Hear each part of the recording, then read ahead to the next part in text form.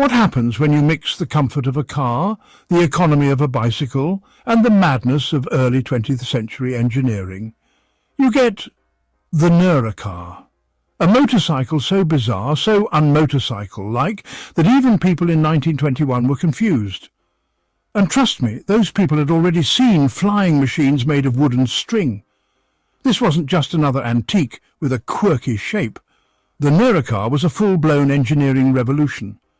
From its hub-centre steering to its friction-drive transmission, it was so far ahead of its time, it makes most modern bikes look like they're still stuck in reverse. But what made it so different? And why did it disappear? Before we dive into the full madness of this machine, smash that subscribe button like you're smashing a squeaky horn that won't stop honking in the middle of traffic. You won't want to miss the wildest machines in automotive history we uncover every week. And just wait until you hear how one guy rode this thing across an entire country. Let's start with the mind behind the metal. Carl Neracar. A quiet but brilliant American engineer with one huge problem. He thought motorcycles of his time were too dangerous, too dirty, and just plain uncomfortable. So he did something very un-American. Instead of building something bigger, faster and louder, he built something smarter. His idea was simple. Take the comfort and protection of a small car, put it on two wheels, and make it so easy to ride that even someone in a business suit could glide to work without getting oil stains on their trousers. And yes, that was actually one of the selling points. Ride in white. By 1918, he had patented the design. But it wasn't until 1921 that the world saw his creation roll onto the scene, and people were stunned. It didn't look like a motorcycle. It looked like a long, low torpedo with wheels. But the beauty of the Ner-A-Car was not skin-deep. Under that odd shell were some mechanical ideas that were light years ahead. But what really made jaws drop was the steering. And that's coming up next. Forget handlebars. On the Ner-A-Car, you steered using levers attached to a strange linkage system that operated the hub-center steering mechanism. Now, that might sound like something out of a sci-fi movie, but here's the truth. It worked. Instead of turning the entire fork like in a normal bike, the front wheel pivoted around a central hub. The result? Super smooth handling. Almost zero wobble. And amazing stability, even at low speeds. If traditional motorcycles were like balancing on a broomstick, the Ner-A-Car felt more like cruising on a hoverboard, except in 1921. It was so ahead of its time that modern high-tech bikes like the Yamaha GTS 1000 would later use a similar system in the 1990s. That's right, a bike from 1921 predicted a future that didn't arrive for almost 70 years. And speaking of forward thinking, wait until you hear what Carl used for the chassis.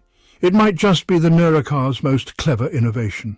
Unlike every other motorcycle of the time, the Ner-A-Car wasn't built on a tubular frame. Nope, it used a pressed steel monocoque chassis. Yes, that's a big word, but stay with me. It basically means that the entire structure was one solid piece like the body of a car. This made it incredibly rigid, super durable and extremely low to the ground. Riders didn't straddle it like a horse, they sat inside it like a tiny two-wheeled convertible. It was clean, comfortable and smooth.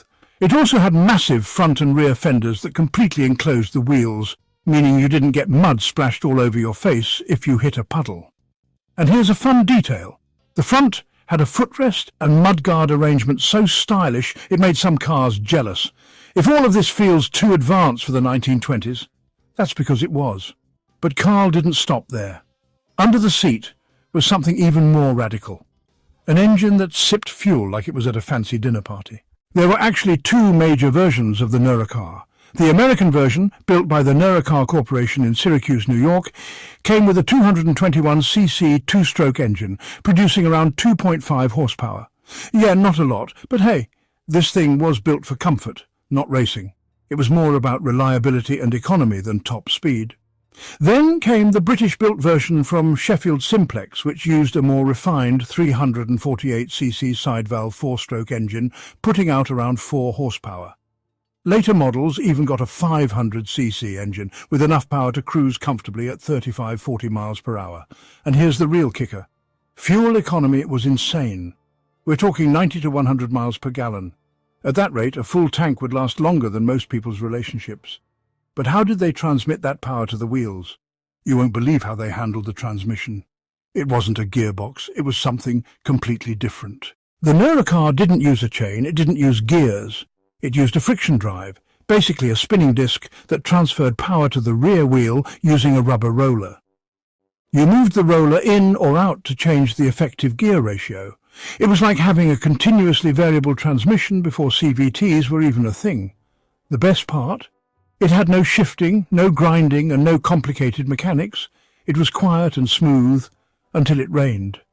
Moisture could cause the friction drive to slip, which made for some slippery situations. But in dry weather, this system was an absolute dream. And now we get to one of the craziest stories involving the Neracar, when it proved it wasn't just a commuter, it was a long-distance legend.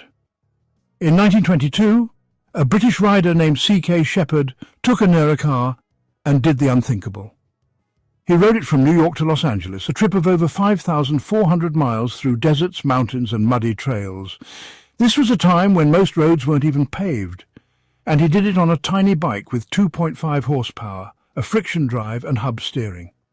The trip took months, and he documented every mile in a book called Across America by Motorcycle.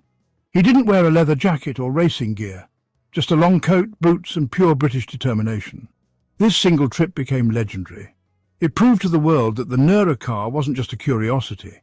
It was a serious piece of engineering, capable of real-world performance. So, what happened? If it was so good, why did it fade into obscurity?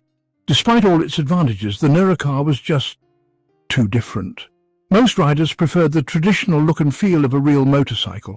They wanted speed, noise, thrills. The Ner-A-Car felt too tame, too practical, and honestly, it looked weird. Some people called it a two-wheeled bathtub. Others thought it was a glorified scooter. By the late 1920s, sales dropped. The American factory closed in 1924. British production stopped by 1927. Just like that, Carl Neracar's brilliant dream vanished, like an idea ahead of its time, left behind by a world that wasn't quite ready. But today, collectors pay serious money to get their hands on one. The few surviving examples are treasured, not just because they're rare, but because they represent something extraordinary. The 1921 Ner-A-Car wasn't just a motorcycle. It was a glimpse into what motorcycles could have been. Safer, cleaner, and radically different. Carl Neracar saw a world where riders didn't need oil-stained pants or broken wrists from sudden wobble.